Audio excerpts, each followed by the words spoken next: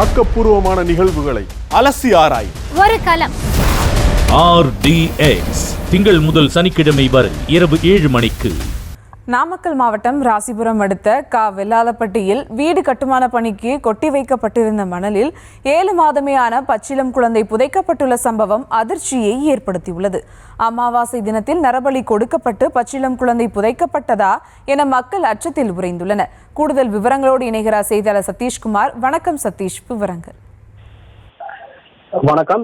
ராசிபுரம் அருகே 7 மாத ஆண் குழந்தை தொப்புள் கொடியுடன் வேப்ப மரத்தின் அடியில் மண்ணில் புதைக்கப்பட்டிருப்பது நரபலியா அல்லது மர்மர்கள் கருக்கலைப்பு செய்து புதைக்கப்பட்டதா என சந்தேகங்கள் போவதையில் கேள்வியானது எழுந்துள்ளது. நாமக்கல் மாவட்டம் ராசிபுரம் அடுத்த வெள்ளாளப்பட்டி பகுதியில் மாரிமிக்குள் எதிரே வீடு கட்டுமான பணிக்கு கொட்டிக்கப்பட்டிருந்த மணலில் 7 மாதமான ஆண் குழந்தை தொப்புள் கொடியுடன் புதைக்கப்பட்ட சம்பவம் பெரும் அதிர்ச்சி ஏற்படுத்தியுள்ளது.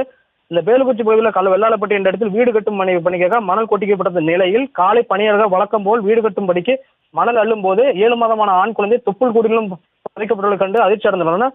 அக்கம் பக்கத்தினர் இதை குறித்து சம்பவத்தை வேலுக்குச்சி காவல்துறைக்கு தகவல் தெரிவித்துள்ள நிலையில் பொதுமக்கள் மகாலய அமாவாசை தினமான இன்று நரபலி கொடுக்கப்பட்டதா அல்லது கருகலைப்பு செய்து புதைக்கப்பட்டதா என்ற அச்சத்திலும் பொதுமக்கள் உள்ளதாக கூறப்படுகிறது. மேலும் அருகில் உள்ள கோயிலில் CCTV பதிவில் 2 நபர்கள் நள்ளிரவில் 2 மணி அளவில் அப்போதையில் நுழைந்து வந்த காட்சிகள் தற்போது சமூக வலைதளங்களிலும் வைரலாகி வருகிறது.